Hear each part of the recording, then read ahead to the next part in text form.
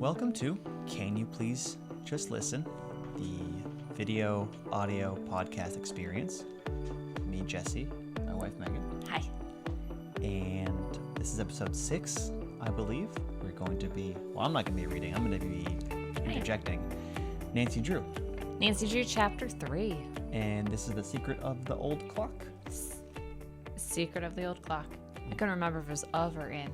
Yes. And last we left, there was a luncheon with a attorney who does wills, correct? Yep. And we're learning more about how many wills exist, who has them, where they're at. Does that make sense? Yep.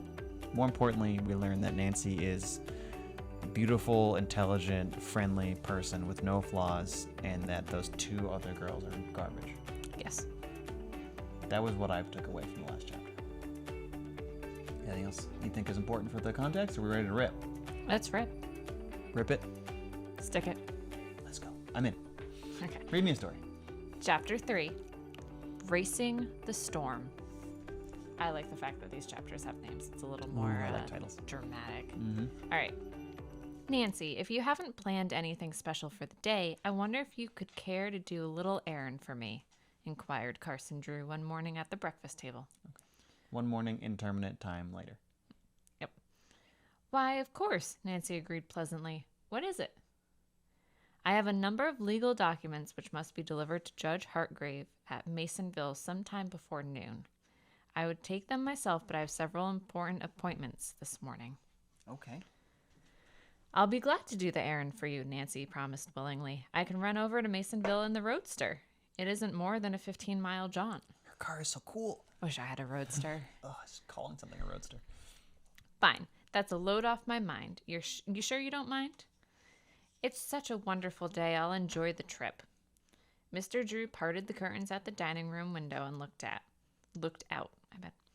It's a bright day, but I can't say I like the appearance of those clouds in the west, Nancy. I'm afraid it may rain. You know how quickly our storms come up. I sure do. And the roadster is a convertible? I think It's gotta have a top, right? Maybe not. We're gonna find out. We'll find out. I'll start just as soon as I can get ready then. Where are the papers? At the office. We can ride down together. Nancy Drew hurried away to find her hat and purse. Before Mr. Drew had collected his own belongings, she had backed the roadster from the garage and was waiting for him at the curbing. Yes. I haven't heard you mention the Crowley case lately, Mr. Drew commented as they rode along together. Yes. Have you forgotten about it? Nancy's face clouded. No, I haven't forgotten, but I must admit I have made no progress. I guess I'm not cut out for a detective. This is Nancy? This is Nancy. Oh, Nancy, Oh. sure. Don't feel discouraged, Nancy. The Crowley case could baffle a professional. I haven't given up yet, Father. I may stumble down. onto a clue one of these days. Yeah. A professional. So she's just spinning her wheels. She doesn't know where to go, where to continue. She's hoping she can cover something, but right now doesn't necessarily know which end of the thread to look at. Yeah, it seems like she hasn't. There's no leads. Correct. Oh, yes. I'm a detective. When they reached the law office, Nancy stopped the roadster and her father got out. He disappeared inside the building and, returning a few minutes later, placed a fat manila envelope in Nancy's hand. Give this A fat manila envelope. manila envelope. It's a thing, but it just is funny phrasing. Okay. Back when we used manila envelopes. Give this to Judge Hartgrave. You know where to find him? Did I skip a page? Hold on, folks. That's a big turn. Yep, 2 pages stuck together. Skipping ahead. Yes, I'll have no trouble in finding his office. I've frequently driven as far as Masonville. Selecting the shortest route to her destination, Nancy deftly shifted gears and was off. As she rode along the gravel road, her eyes traveled to the fields on either side of the highway. Like a true daughter of the Middle West, Nancy Drew took pride in the fertility of her state and saw beauty in a crop of weaving green corn as well as in the rolling hills and the expanse of prairie land. Wow. That is a loaded sentence. Fertility of the land. Yep. Nancy just loves the earth. Yep. She also lives in the middle of nowhere. She's in the Midwest. That's a good detail. Yep. Middle West. Sorry, Middle West. Middle West. Yep. Daughter of the Middle West, actually. Ooh. More than once, Nancy glanced anxiously at the sky. The sun shone down on the gravel road with dazzling intensity, but a large black cloud had settled in the west. Still, it did not appear to be rolling up very fast, and Nancy told herself that there was no need to worry. The clouds are getting closer. Dad was right. It won't rain for an hour or two, and by that time I'll be home, she thought, because she had to deliver it by noon. Gotta get there by noon. I think the storm is going to be there before noon. I really do. Let's see. Nancy took her time on the road, and it was nearly 11 o'clock when she finally drove into Masonville. She went at once to Judge Hartgrave's office, but was informed that he had gone to the courthouse. Nancy knew that the legal papers which she had been sent to deliver were important, and rather than leave them with the office girl, she set off in search of the judge. This poor office girl is probably competent paralegal. Probably. She had considerable trouble in finding him, and it was nearly 12 o'clock when at least she delivered the Manila. Easy for you to say. Manila. When she delivered the Manila envelope into his hands. Miliabdilia. Learning that Nancy was the daughter of Carson Drew, Judge Hartgrave insisted that she take luncheon at his home before returning to River Heights. Give me a clue. Give me a clue. Nancy accepted the invitation and spent a very pleasant hour in company with the judge and his wife, when at last she insisted that she must start for home. It was after 1:30. Ooh, girl, you're going to get in this storm. I have half a notion to take a different route back, she told Judge Hartgrave as she stepped into her blue roadster. It's a beautiful drive on the river road, but the trip may take longer, and I'm afraid it may rain. Well, she's going to go through a rainstorm next to a river? Is that what's going on right now? Is this where this is leading? On River Road, yep. Okay. Come on, Nancy. Judge Hartgrave looked up at the sky, but in spite of general murkiness, the sun was still shining. Okay. Oh, I don't believe it will rain for an hour or two, he said optimistically. That big cloud is only bluffing. That cloud is bluffing. I didn't know clouds could bluff. Yeah. Then I'll take the river road, Nancy decided. Nancy! She said goodbye and started the motor. Soon she was spinning along the road, which wound in and out along the Muskoka River. That I think that's called Muskoka. Sounds like a beautiful drive. Yeah. Middle West. Yeah. Nancy met few automobiles, for the road was infrequently traveled. She did not hurry, but took her time to enjoy the scenery. Overhanging trees with dense foliage shaded the road and formed a tunnel which all but blotted out the sky. Ooh.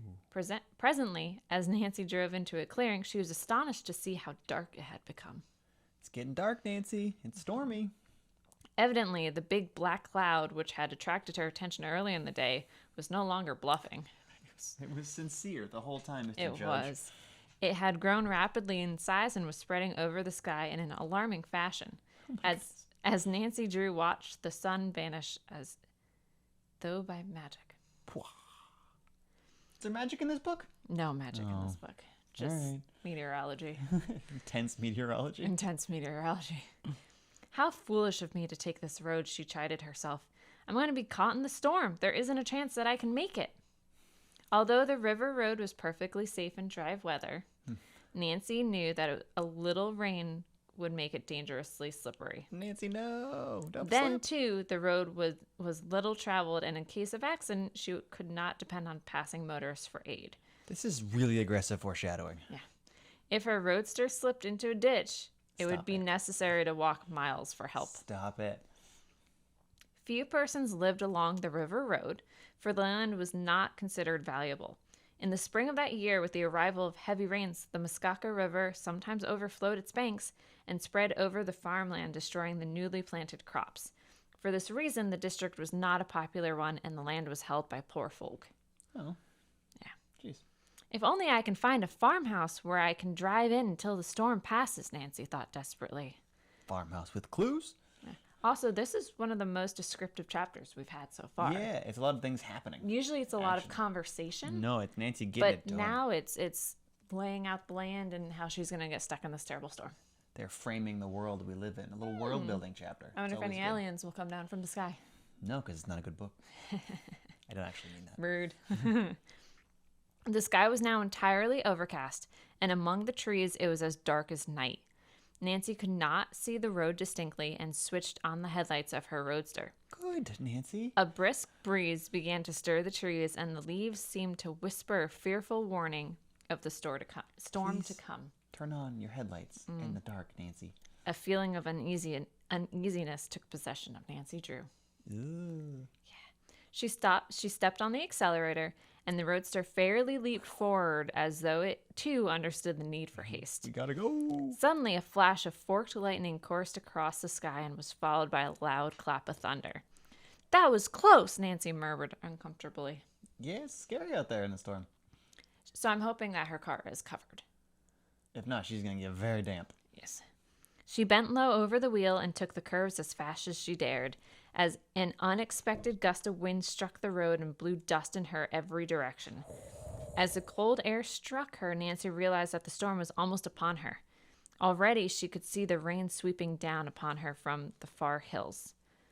Frantically, Nancy glanced about for possible shelter. On down the road, a short distance, she caught sight of an old farmhouse and a dilapidated barn which stood near the highway. Okay, we found a farmhouse and a barn. This is encouraging. If only I can get there before the rain strikes me, Nancy thought anxiously. So she still... There's lightning in the dark. Yep. If only I can get there before the rain strikes me, Nancy thought anxiously. But the storm would hold off no longer. Large drops of rain began to splash against the windshield, slowly at first, then faster and faster. The sky had taken on a yellowish cast. Ugh. Then, unexpectedly, came a second flash of lightning, and simultaneously a deluge, yeah, instead of a la, deluge of rain. Nailed it. Nice. Nancy turned on the windshield wiper, but the rain was blinding in its violence. It was impossible to see more than a few feet ahead of the automobile, and almost in an instant the road had dissolved into a sea of mud. What kind of road is this? It was a bad one, remember? I agree, it's but good still, for dry weather, not good for wet weather. It's not a road. It's a path. Nancy had been caught in a number of storms, but never one like this. She feared that she would slip into a ditch before she could reach the shelter of the barn. That's terrifying. Yes. Then, at the side of the road, the barn loomed up, and in relief, Nancy saw that the doors were wide open. Bold move. Just drive right in. Yeah. Without an instant's hesitation, she headed straight for the building and drove in. I'm going in. Safely inside, she turned off the motor and the lights, and with a sigh of relief, sank back against the cushions. Well, you got here just in time, said a pleasant voice behind her. Hello. Yeah, not telepathically, though. Hello. Startled, Nancy Drew turned quickly and saw a girl of her own age regarding her with interest. Ooh. Even as the stranger spoke, the storm broke in. Even as the stranger spoke, the storm broke in full violence. A cold blast of wind rattled the barn doors and sent a sheet of rain inside. Holy moly, this is a big one. I beg your pardon, Nancy apologized as she climbed from the roadster. It wasn't very polite of me to run in here the way I did. With a moving car at high speeds to an open barn door. You're more than welcome to the shelter, I am sure, the stranger told her kindly. I'm afraid we haven't much else to offer. Should you? She should be offering you things. She's in your barn. That's true. But remember, along that road, since the land wasn't popular due to the flooding... Po folk. Yep. In the semi-darkness, Nancy studied the girl curiously. She had been impressed with her cultured voice and manner, and now she noted that her clothing, while not expensive, was neat and well made. The girl did not appear to be the daughter of a farmer who would live on this poor land, yet she seemed to fit into her background. A lot of assumptions there, Nance. Oh, boy. It looks to me as though we're in for a real storm, the girl said and smiled pleasantly. She glanced outside at the pelting rain. I'm afraid you'll be forced to remain here for some time. Oh, no. So long as I'm not out in the rain, I don't mind, Nancy replied quickly. That is, if you don't object. This is an incredibly kind person. Object? The girl spoke impulsively. Oh, you can't understand how eager we are for visitors. Grace and I seldom have a chance to talk with anyone our own age. Sometimes a whole week will go by and we won't see anyone but the postman. Oh, it's boring. Nancy Drew had a natural talent for unearthing interesting stories, and now a sixth sense seemed to tell her that she had encountered something unusual. She was eager to learn more about the girl and her reason for leading such an isolated life. I must thank you for your hospitality, Nancy said with a friendly smile. After all, perhaps the storm has done us both a real favor in throwing us together. At the moment, Nancy Drew little dreamed that the next few hours were to reveal the truth of her polite utterance. What? That is the end of the chapter. Serendipity. I have a feeling in my gut that this family that she just drove her car into the barn is probably one of the relatives. Is your gut reading ahead, or that's just an actual gut? No, that's an actual guy. I've not read ahead. I don't know what happens next. I have a feeling you're right because, we're following Nancy's narrative. Also, that last paragraph kind of gives us a little nudge in the right direction. But why is this girl who's really kind all alone? Well, yeah. You got 2 pups. There's very anxious dogs below the table. You can't see them, but they're having a tough time. So, that's all we have for this week. That was a fun sort of thrill ride through the woods for Nancy. Yeah. We didn't actually really do much in the chapter. She drove a lot. But it started out with her being in a dead end, kind of second guessing, knowing that she wants to solve this mystery, but not knowing where to start. We got her some clues, it feels like. And then she landed into a clue without driving off the road. Just by barging her car into someone's barn unannounced. Yeah. That's and a lesson. having someone be thankful that they're the same age and can talk Just to you. Slam your car into barns. Good things will happen. Imagine not seeing someone your own age for a week to talk to. Sounds kind of cool. But when I was like 16, I would not have liked it. No. All right, so tune in next week, chapter 4. But in the meantime, if you miss us, come see us on Instagram. Come see us on Social media all over the place. all the social Can media. you listen? Just search it. You'll figure it out. You'll need 2 weeks for this continuation. 1 week for the Animorphs. Unless we release one early. We don't know. We're going to find out. We're all going to find out. Okay, bye. Bye.